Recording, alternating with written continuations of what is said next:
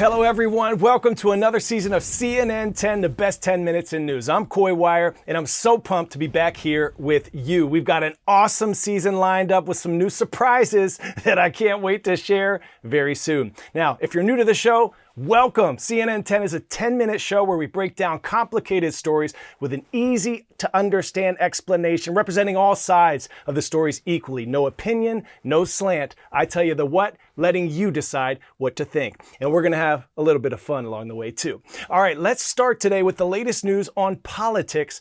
In the U.S., the Democratic National Convention kicks off today in Chicago, Illinois, and lasts through Thursday. Also known as the DNC, the convention is where the Democratic Party comes together to officially nominate their candidate for President of the United States. This year, that candidate will be current Vice President Kamala Harris. Harris entered the race after current President Joe Biden decided not to seek re-election following pressure from within his own party over concerns about his age and health. President Biden is expected to pass the torch, so to speak, to Vice President Harris during his opening speech on Monday. Now, for their part, the Republican Party held its national convention in Milwaukee back in July, where they officially nominated former President Donald Trump as their candidate. This year, security has been an increased focus for convention organizers. In Chicago, law enforcement will be in the air, on the ground, and in the water. Protesters are expected during the DNC in response to war in the Middle East, and security is extra tight after an assassination attempt on former President Trump just earlier this summer.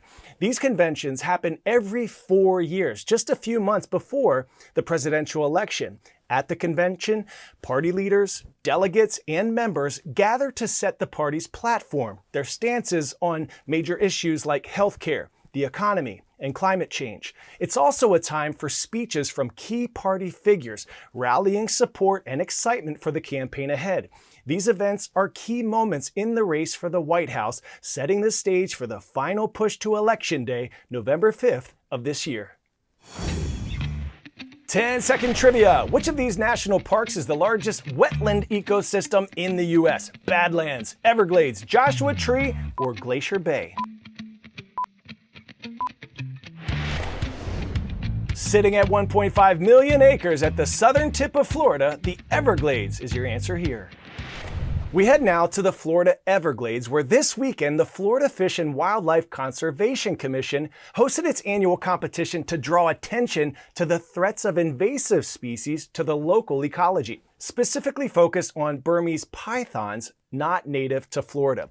They've slithered their way into the Everglades ecosystem and are putting a serious strain on the local wildlife. To tackle this issue, people in Florida participate in the Python Challenge, where both amateurs and pros compete for the thrill of the hunt and a cash prize. Supporters of this event celebrate the conservation efforts aimed at protecting the natural habitat, though some animal rights organizations have raised concerns about the methods used by some participants. This year marks the 11th edition of the event, and CNN correspondent Carlos Suarez has all of the details on these enormous snakes, how they got there, and the effort it takes to capture them. Looking for snakes? Yeah, but no luck. Welcome to How It Is. These snakes are very powerful. In the humid, sweltering summer deep in the Florida Everglades, the hunt is on for the Burmese python. All right, so we're looking at about 30 pounds and about 9 feet. Sounds about right. One of the larger ones. I'd say this is on average of what you're going to find out there. Experts we spoke to have seen snakes as long as 19 feet, weighing 125 pounds. The invasive species of snakes have few natural predators and are known to consume prey as large as alligators. For 10 days this month, hunters on trucks equipped with floodlights drive into the night, their eyes trained on the flooded grassland for the slightest sign of a snake. Typically you'll see like a little blue hue to it on it, but most of the time you're just looking for that breakup in the pattern. A lot of the times you'll just get just a little piece of a tail sticking out from behind a tree or something and you stop. These things are very, very camouflaged. Just relax. Despite that, Cody Quinton captured a 10-foot python last year. It's all part of Florida's annual Python Challenge, where amateurs and professionals seek the thrill of a capture and cash prizes. The hunter who catches the most Burmese pythons can take home $10,000. The snakes first showed up in Florida in 1979, brought here as pets and likely released into the wild by owners when the snakes grew too big to keep. They aren't picky eaters. Small mammals and birds are among their favorite meals. According to the Florida Fish and Wildlife Conservation Commission, since 2000, more than 21,000 Burmese pythons have been captured and killed. But experts estimate tens of thousands of them are still thriving and threatening the Everglades ecosystem. And wildlife officials say the area has seen a decrease in the number of small mammals like raccoons and rabbits as a result. The challenge is intended to help solve that problem. All right, if you follow me on social media, you may know that I just got back from Paris covering the Summer Olympics, and I was able to catch up with some of the biggest stars of the games, and we're going to be sharing some of their stories with you all week long, including that of the greatest gymnast of all time, Simone Biles. She's now racked up 7 Olympic gold medals, 11 medals in all. Simone shared why this year was so special for her and how she navigates not just her breathtaking flips in the air, but also the twists and turns of life. Why were these games so important to you? Well, it was important to me because nobody forced me to be out there on that stage. I solely did it for myself, and I'm in a really good spot mentally and physically. So doing this for just me, it meant the world. And you overcame a lot to get here. We all know that. Did you feel any of those demons start to come creeping in the mind again? And if so, how'd you deal with them? Yes, I dealt with them in therapy. Obviously, you always have those thoughts coming in the back of your head, but just trying to stay as positive as possible, going back to what I know, thinking about my therapy tactics, and it worked. That's so important. Yes. An iconic moment, the podium, bowing down to Rebecca there. Young girls out there today are getting torn apart left and right, torn down. How important was it for you to show the world it's okay to adjust each other's crowns? No, absolutely. I think it was really important for that moment. Obviously, it was just me and Jordan being me and Jordan, but I know it was really special and it was very impactful for kids to see that. You win with grace, you lose with grace. Yeah. Now, this iconic moment out this games, in my opinion, was when you clap back at some people talking about your appearance. And young girls deal with that all the time, the stress that to fit in. What is your message to those young girls out there who might be feeling like they're not enough or they're not fitting in? You guys are beautiful, confident. You guys are so smart. Stand in your power, believe in yourself, and you guys are going to be just fine. And I'll be here to support you every step of the way.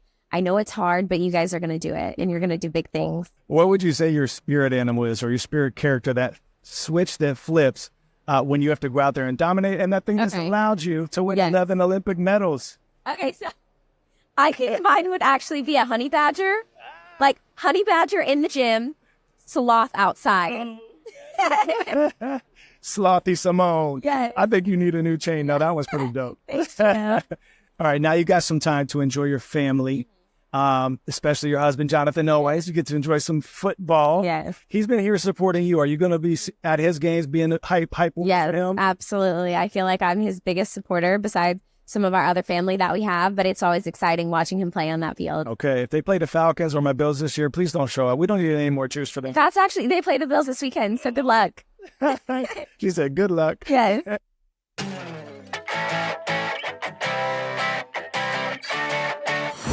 It's time to end with today's story getting a 10 out of 10. An unexpected prize at a family fun park in Pennsylvania. Inside a claw machine where a groundhog was found getting cozy with all the stuffies. The little rascal created quite the comfy hideaway and earned the nickname Colonel Custer. A state game warden was called in to evict the furry squatter. And of course, this all went down in Pennsylvania, the state famous for groundhogs because of the legendary Punxsutawney Phil, who pops up every year to, according to lore, give us a clue as to when spring will arrive. All right, superstars, now to my favorite part of the day. I'm giving a shout out to our friends up in Sandwich, Illinois, Sandwich High School. Salute. And I'm going to give you some Motivation Monday from the great actor Audrey Hepburn. Nothing is impossible. The word itself says, I'm possible. Shine bright, y'all. Be that light that someone needs today. It's going to be an awesome year, and I am so pumped to be sharing it with you. I'm Coy Wire. I'll see you right back here tomorrow on CNN 10.